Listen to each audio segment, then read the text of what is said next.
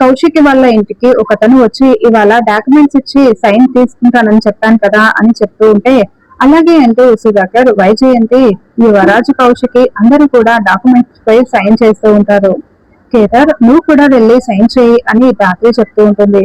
అప్పుడు యువరాజ్, డాక్యుమెంట్ల మీద సైన్ చేయాల్సింది ఇంట్లో ఉన్న అందరూ కాదు జగదాత్రి, ఈ ఫ్యామిలీ మెంబర్స్ మాత్రమే అని యువరాజ్ అంటూ ఉంటాడు.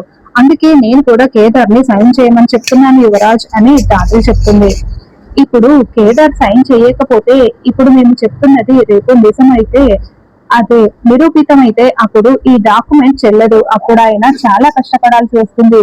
అప్పుడు ఆ డాక్యుమెంట్స్ చెల్లకపోతే ఆయనకి ఏం సమాధానం చెప్తారు చెప్పండి అని ధాత్రి నిలదీస్తూ ఉంటుంది. కౌశికి గారు, ఇదంతా కాదు, వాళ్ళకి మీకు ఎలాంటి సంబంధం లేదని మీ నోటితో చెప్పండి.